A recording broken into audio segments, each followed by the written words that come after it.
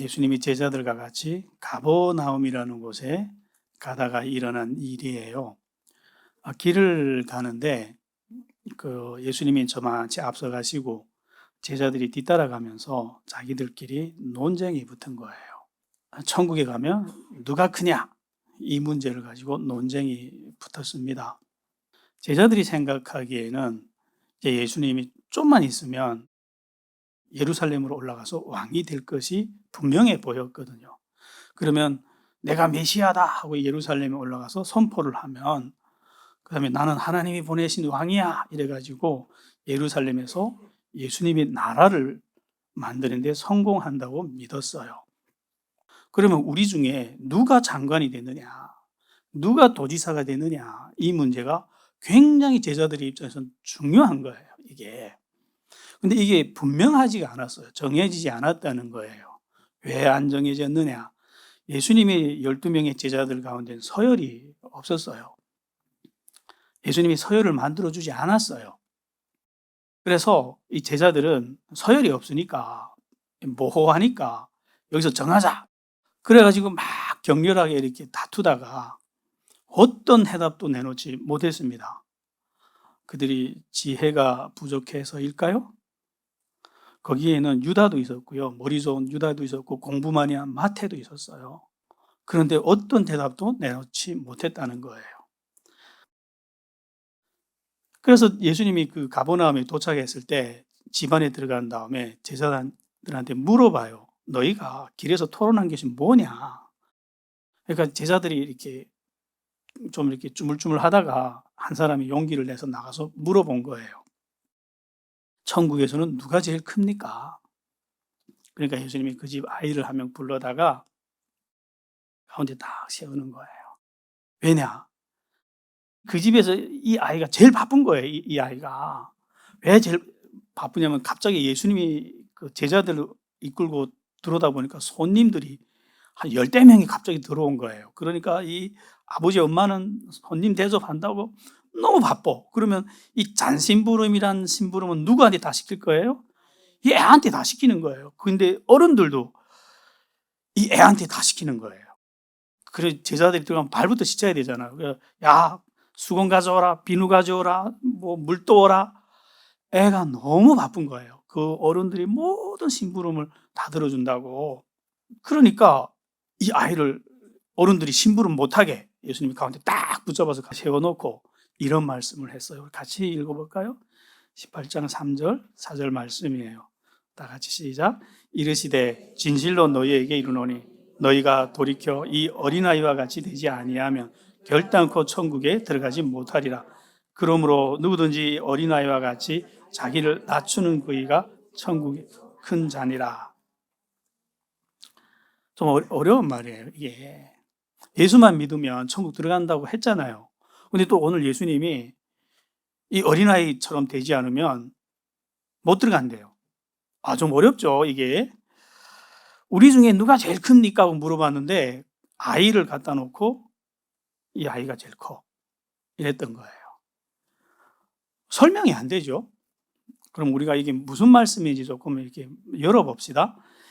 지금 제자들은 예수님하고 3년을 같이 살았어요. 이건 뭘 의미하냐면 이미 제자들은 하나님의 나라에서 살고 있었다는 거예요. 여러분, 하나님 나라 개념을 어렵게 생각하지 마세요. 하나님의 통치가 임하는 곳이면 거기가 하나님의 나라입니다. 여러분이 어디에 가 있든 북한에 있든 서울에 있든 내가 하나님의 뜻에 순종한다면 여러분이 가 있는 곳이 뭐가 되죠? 거기가 하나님 나라가 되는 거예요. 그런데 지금 제자들은 하나님의 나라 왕과 이미 같이 살고 있어.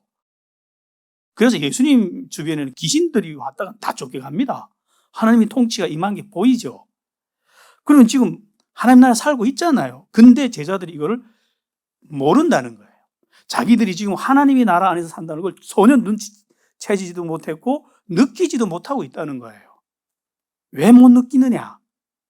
그리고 막 꺼내서 이렇게 논쟁이 일어나는데 해답도 없는 거예요, 이게. 비유로 설명할게요. 왜 이렇게 느끼지 못하고 혼란스러운가 하면요. 북한이란 나라하고 남한이란 나라는 질서가 완전히 다르게 작동하는 나라입니다. 북한에서는요, 법을 지키면 다 굶어 죽어요. 법 지키는 사람 다 굶어 죽었어요. 이제는 없어요, 영원히. 그래서 북한 사람들은 살아남으려면 어떻게 하든 지키는 척 하면서 안 지켜야 돼요. 낮에는 지키는 척 하다가 밤에는 도둑질하고 탐호하고 온갖 방법을 다해서 창의적으로 해서 어떻게 해야 먹고 살아가는 나라입니다. 근데 그게 당연한 질서로 됐다는 거예요, 북한 사람들은. 거짓말 안 하면 굶어 죽습니다. 그래서 거짓말에 대한 죄의식도 없어요. 그러다가 한국 왔어요. 여기도 그렇겠지. 이렇게 살다가는 너무 힘든 거야, 한국에서는. 그래서 한국 와서 이것 때문에 너무 큰 고생을 하다가 천천히 깨달아요. 아, 여기서 법을 안 지키면 못 사는구나. 여기는 법을 지켜야 사는 나라거든요, 여기는. 제자들도 지금 똑같은 상황을 만난 거예요. 북한 사람들이 한국에 와서 처음에 너무 불편하잖아요.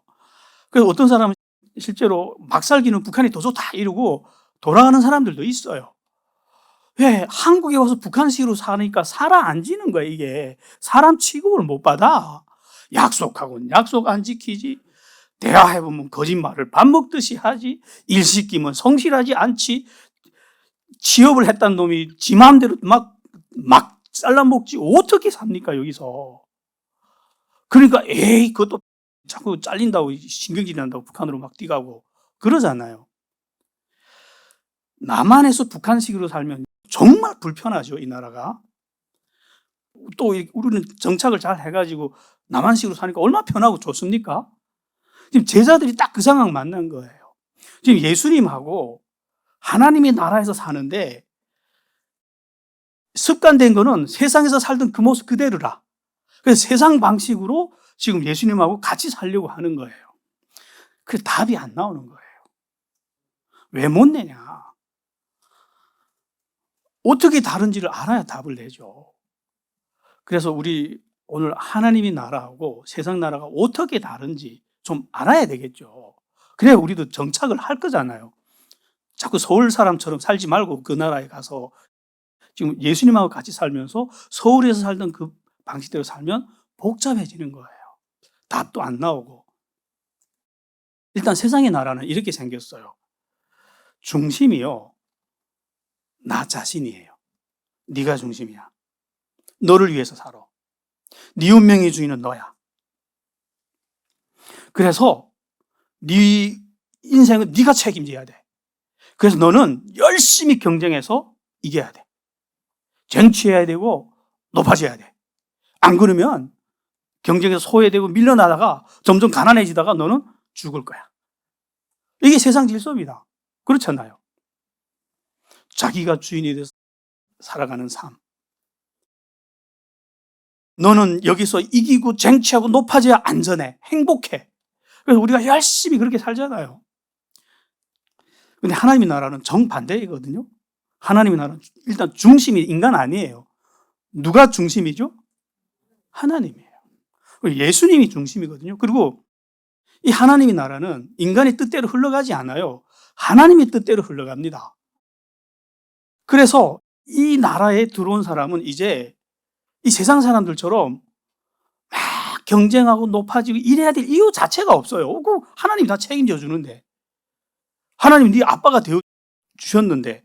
그러니까 이제 너는 그렇게 살 필요가 없고 대신 이렇게 살아라 하고 질서가 어떻게 작동하냐면요. 섬겨. 경쟁하고 높아질 이유 없어, 너. 섬겨. 그리고 낮아져.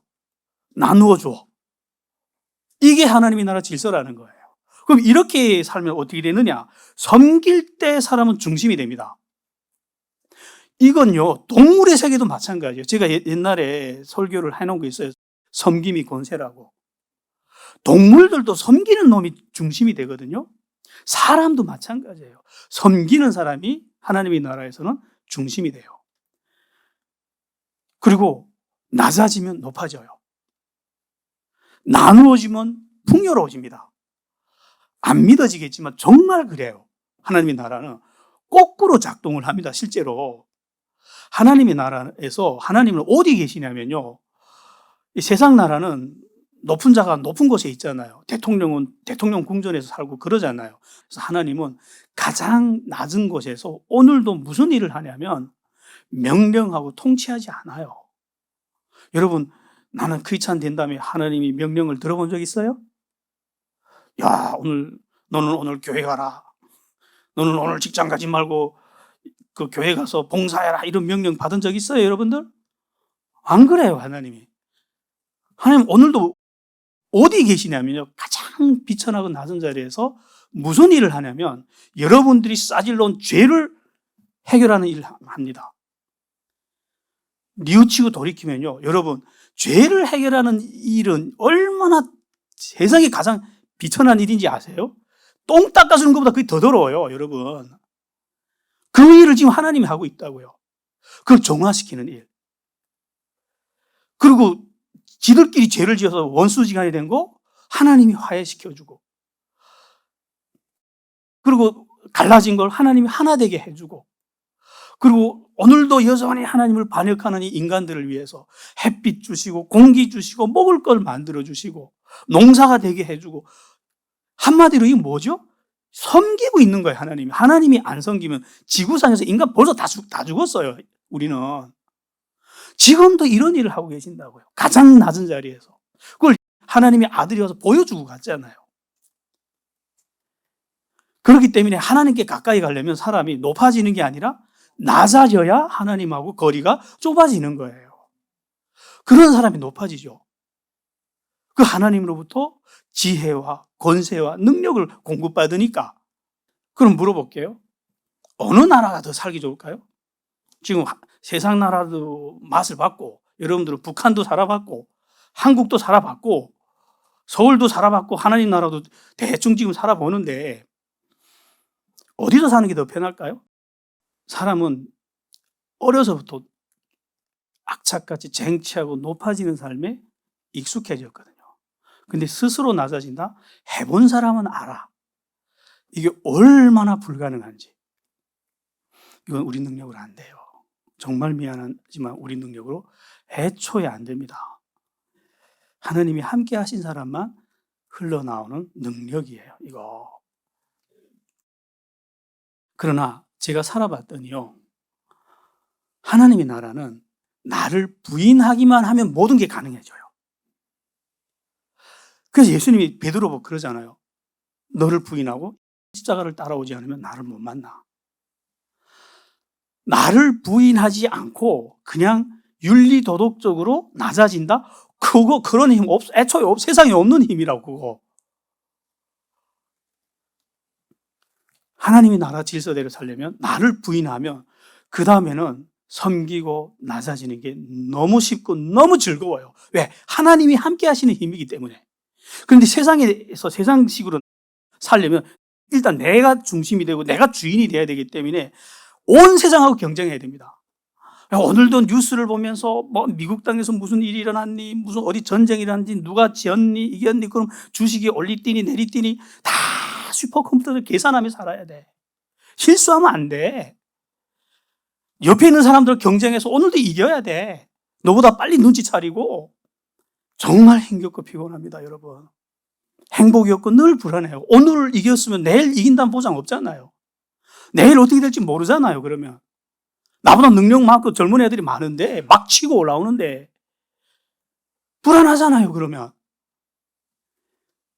그런데 하나님 나라는 내가 마음만 딱 돌이키면요, 배가 순풍을 안고 달리는 것처럼 편안해요. 어디가 더 쉽습니까? 하나님 나라가 사실 더 쉬워요. 그런데 조건이 있어요. 돌이켜라. 그래서 예수님이 그러는 거예요. 시작부터 돌이켜. 하나님의 나라가 왔어. 돌이키지 않으면 그 나라를 누릴 수 없거든. 근데 제자들은 지금 예수님하고 그 나라에서 살고 있는데 이 질서를 받아들이지 못했다는 거예요. 그러니까 여전히 하나님의 나라 안에서 세상 질서 방식대로, 세상 방식으로 자기들이 서열을 매기려고 하니까 답이 안 나오는 거죠, 이게. 그래서 제자들은 그 나라를 지금 느끼지를 못한다는 거예요.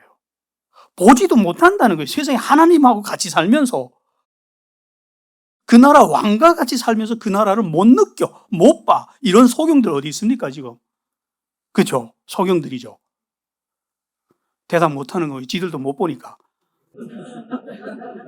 그거 우리 모습인데? 이제 우리가 얼마나 영적으로 깜깜한지 보이죠? 제자들이나 우리나. 그래서 그 나라는 회개하지 않으면 보이지도 느껴지지도 않아요. 예수님은 임했는데, 복음은 영접했는데 회개를 안 하니까 안 느껴지는 거예요. 그리고 계속 교회 안에 들어와서도 경쟁하고, 내가 높아지려고 하고, 내가 차지하려고 하고, 네가 새벽기도 한 달 개근했니?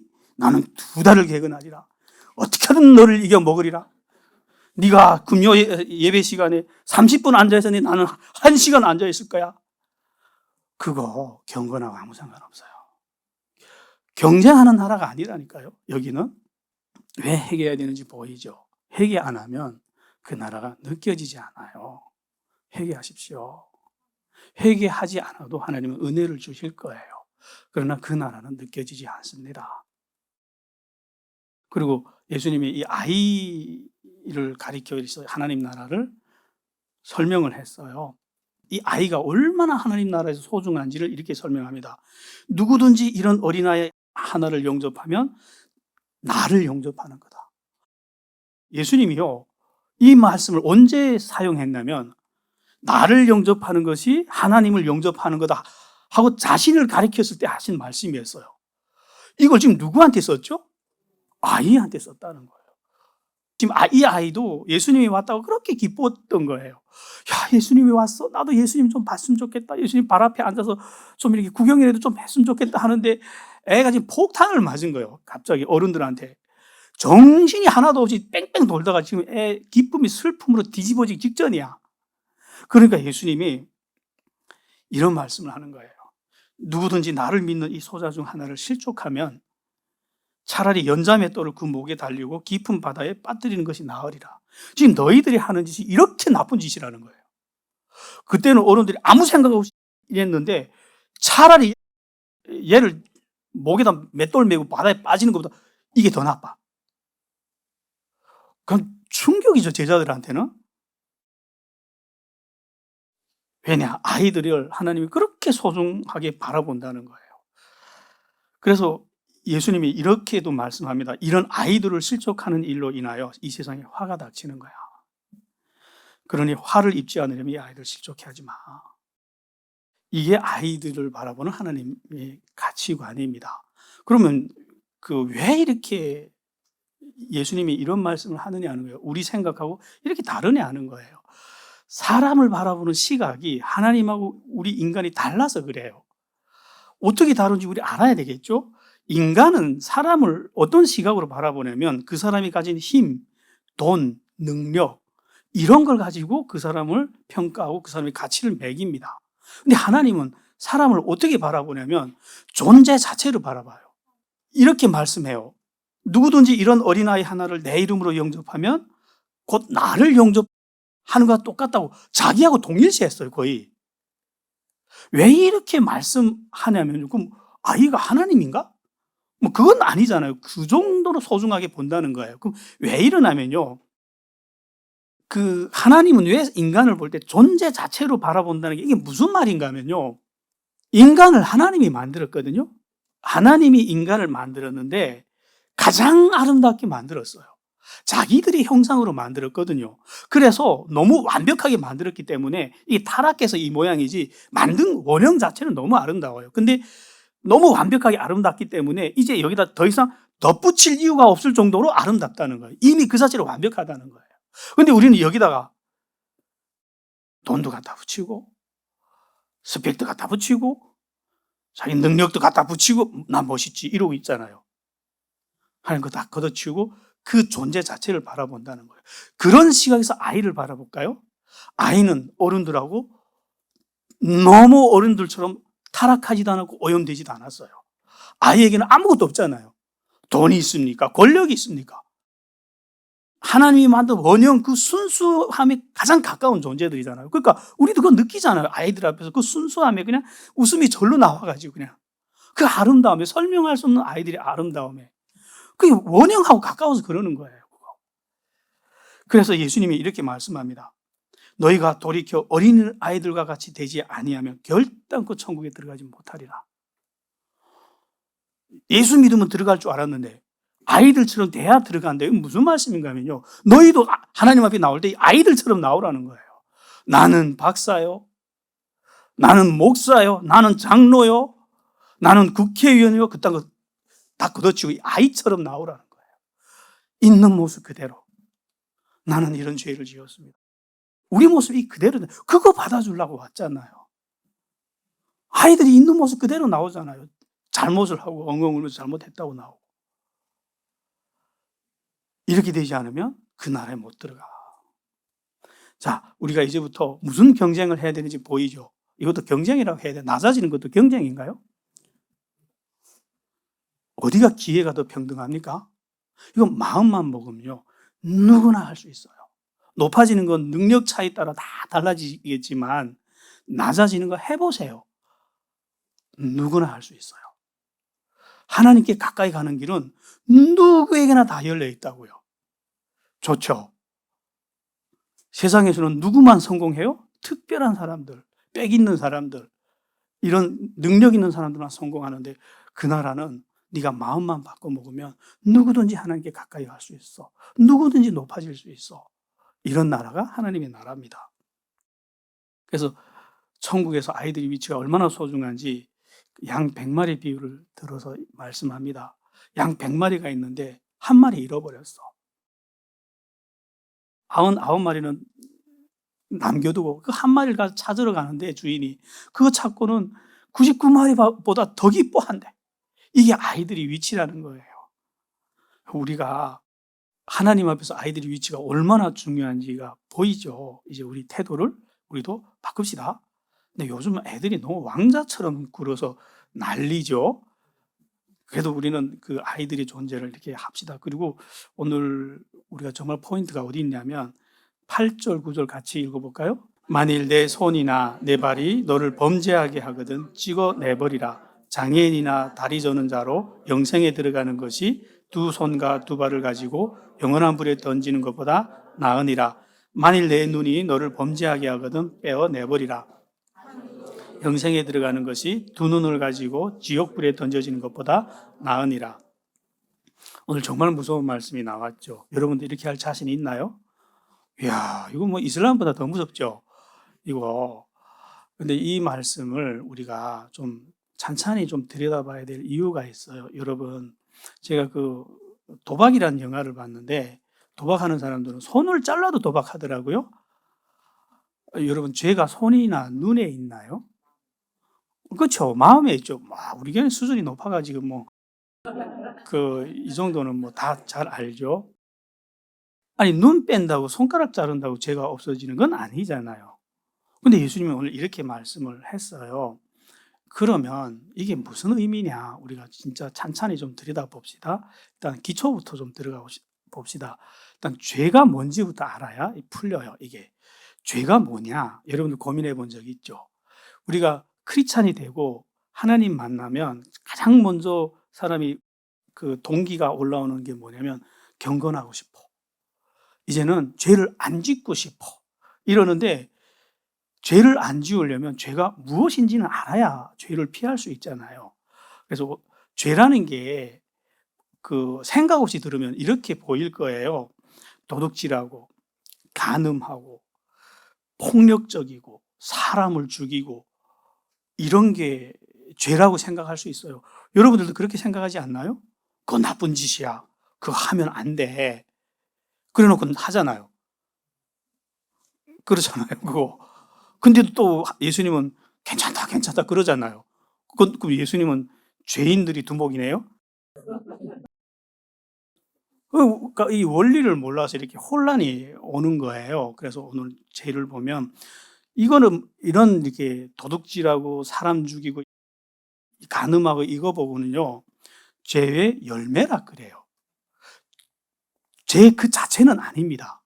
본질이 아니라고요. 이게 죄라는 본질이. 죄라는 본질이 뭐냐면 성경에서 죄라는 말 헬라어로 하마르티아라는 언어를 썼어요.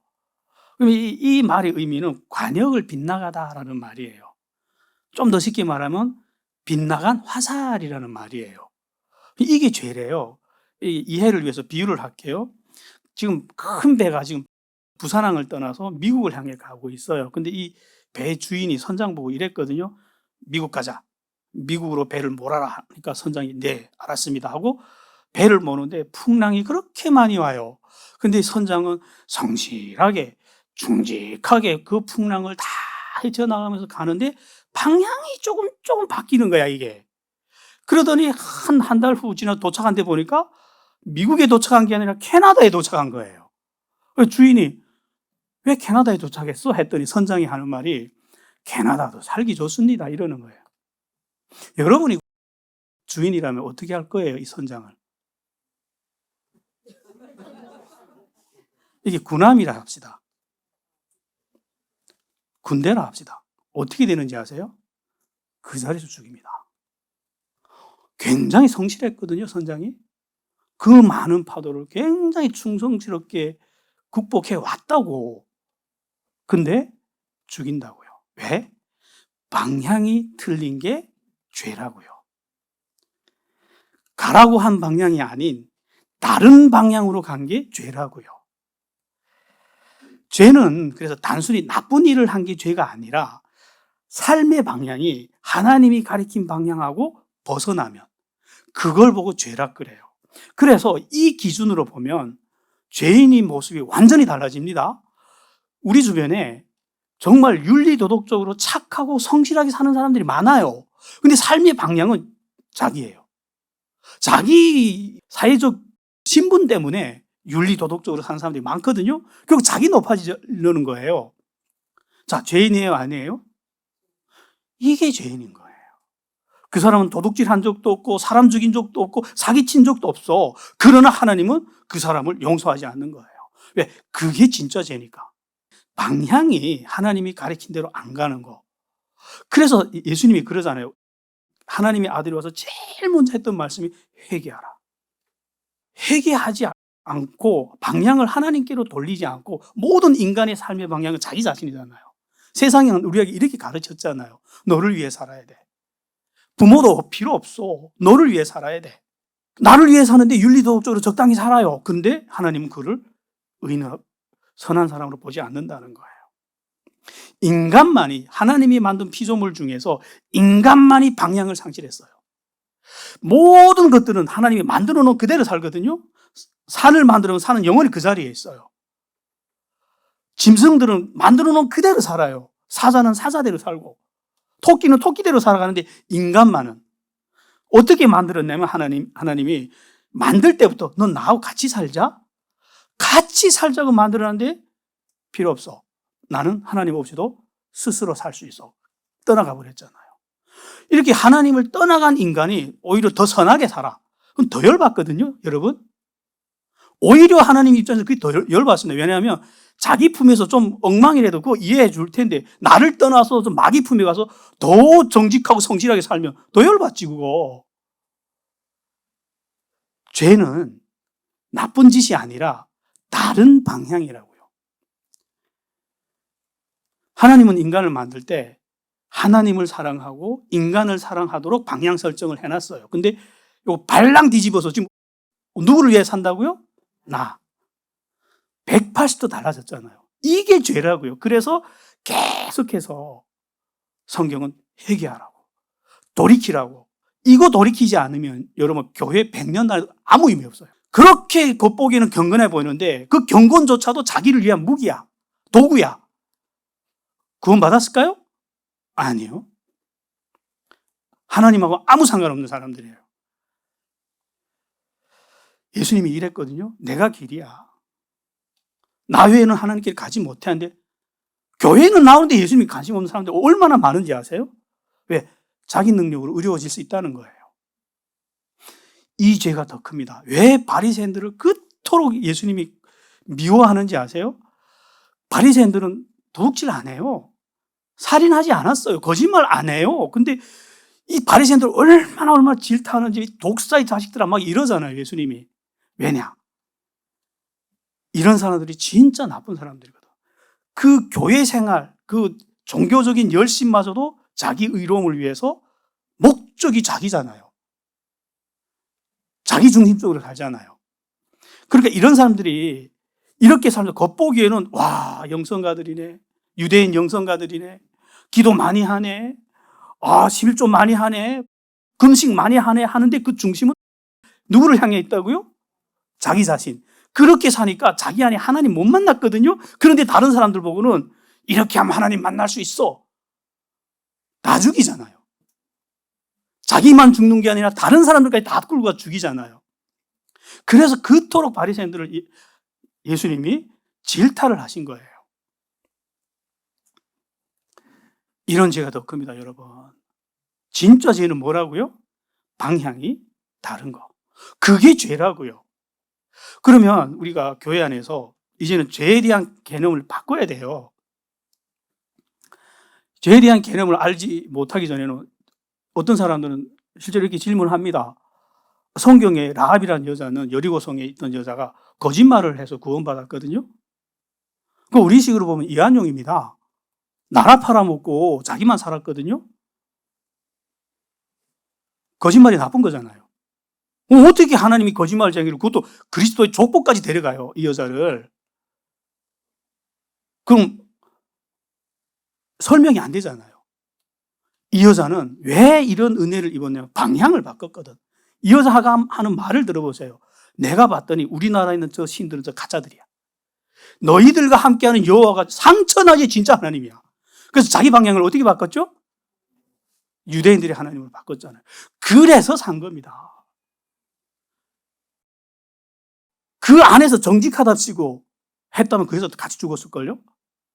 여러분, 방향을 바꾸는 게 진짜 죄입니다. 하나님이 가라고 한 방향을. 오늘날 인간 세계도 마찬가지예요. 군대에서도 그러잖아요. 상관이 미국으로 가자는데 캐나다로 몰면 배를 그 자리에서 죽여버려요, 그거. 성실해서 뭐합니까? 윤리도덕적으로 깔끔해서 뭐합니까? 상관이 말을 안 듣는데 이게. 죄 중에서 가장 큰 죄가 뭔지 아세요? 여러분은 교회에서 저게 바람 피웠네.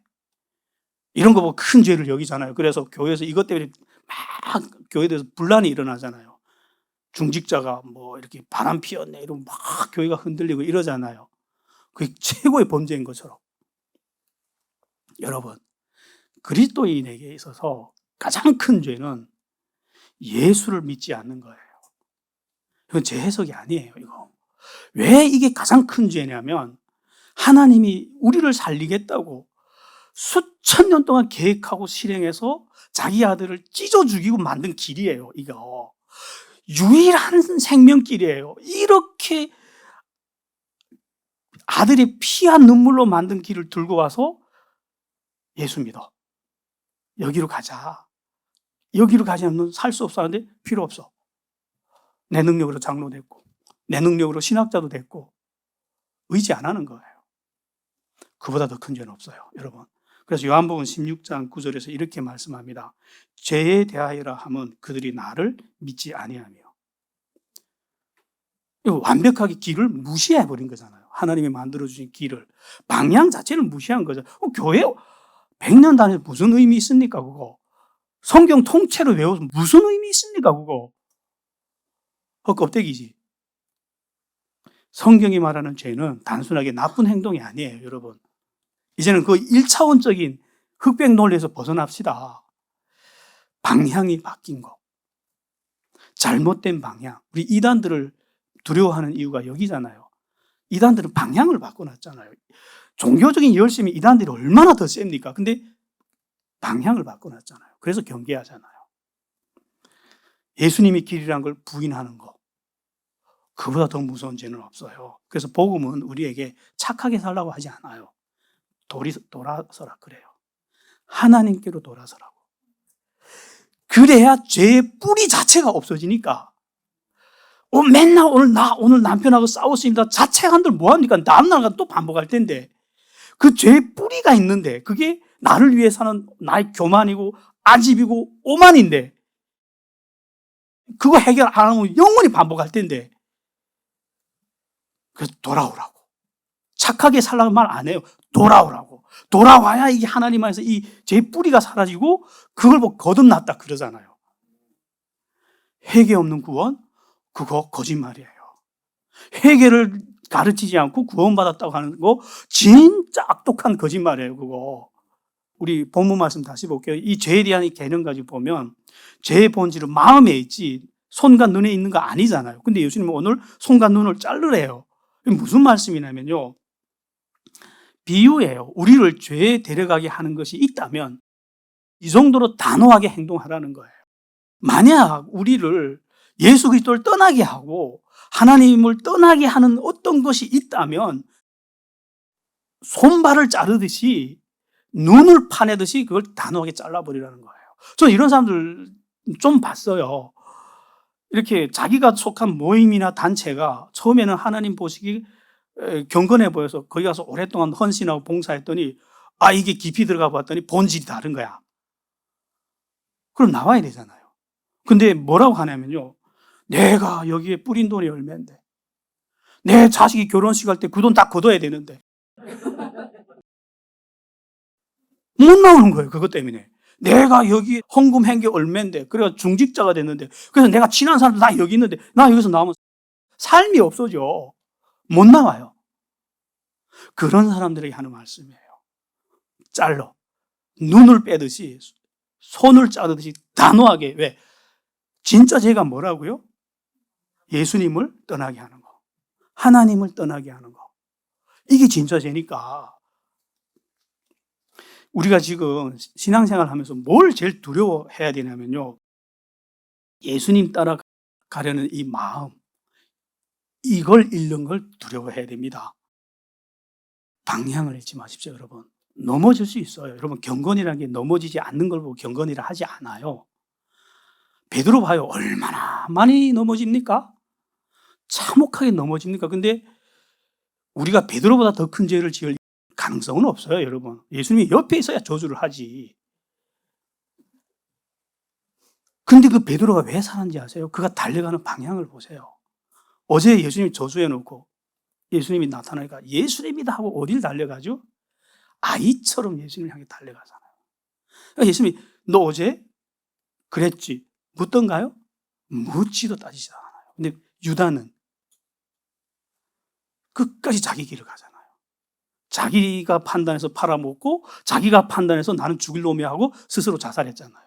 그래서 그는 죽은 거예요. 죄인으로 치면 베드로나 유다나 똑같은 놈이죠. 그러나 둘은 방향이 달랐다는 거예요. 베드로는 어디를 향해 달렸죠? 예수를 향해 달린 거예요. 그래서 그는 살았다고요. 화려하고 거창한 것만 보여주면서 우리 마음 중심에 세상의 성공과 부귀영화를 달려가는 것이 마치 경건이라고 주장하는 무리가 있다면 도망가십시오. 죄라고 말하지 않고요. 회개를 말하지 않고 성경을 가르치지 않고 넓은 길을 제공하면서 여기에 생명이 있다고 말을 한다면 여러분 도망가야 됩니다. 눈도 뽑아야 되는데 예수님 말씀에 보면 손도 자르라는데 그거 가차없이 버리고 우리는 어디로 도망가야 되죠? 예수께로. 우리가 무엇을 붙잡아야 되는지 보이죠? 넘어지는 거 괜찮아요, 그거. 방향만 예수를 향해 있다면 하나님 묻지도 따지지 않는다고요, 그거. 네 방향이 어디를 향해 있냐는 거예요. 넘어질 수 있어요, 연약하니까. 근데 예수를 향해 달려오다가 넘어졌니? 괜찮아. 그게 복음이잖아요. 내가 오늘 실수했어. 근데 뭐 어쨌다고. 당당하게 또 왜? 내 방향이, 내 마음의 중심은 지금 예수님이니까. 이 강대상에 서서 이 설교하는 나는 여러분들하고 비교하면 한 주간이 완벽했을 줄 알아요? 아니요, 완벽하지 못했어요, 저. 나는 한 가지는 확실하게 붙잡고 갔거든요. 나한테 예수밖에 없어. 나는 요즘 뭘 붙들고 사냐면, 나 이제 없어. 나를 살리겠다고 십자가에서 죽으신 예수. 난 그분으로 살 거야. 그걸로 살아요. 그래서 나는 죄를 짓습니다, 나도. 마음속에서 끝도 없이 죄가 올라와요. 눈썹 하나 흔들리지 않아요. 하나님 앞에 그걸 들고 나오지도 않아요. 그냥 오늘도 더 예수님을 사랑하게 해주세요. 이게 생명입니다, 여러분. 여기를 이렇게 가자고요. 정말 우리를 이 땅에서부터 생명을 느끼고 누리게 해주고요. 천국을 누리게 해주는 힘은 예수밖에 없어요, 여러분. 신학, 아름다운 말, 세련된 그 요즘 유행하는 말들, 인간이 만들어놓은 사상들, 생명 없습니다. 살고 싶으면 예수님만 붙잡으세요. 기도합시다. 하나님, 오늘 죄가 뭔지를 봤어요. 우리는 죄를 너무 오해했습니다. 진짜 죄를 지으면서 죄 같지도 않은 걸 들고 나와서 늘 뉘우쳤습니다. 하나님, 회개하게 해주십시오. 비록 거칠고 연약하고 넘어질지라도 우리 마음의 중심만은 예수님을 향하게 하여 주십시오. 그럴 때 얼마나 놀라운 하나님의 은혜가 임하는지 우리 경험하게 해 주십시오. 얼마나 놀라운 하나님의 나라가 나를 둘러싸는지, 우리 가정을 둘러싸는지 우리로 경험하게 해 주십시오. 예수님 이름으로 기도했습니다.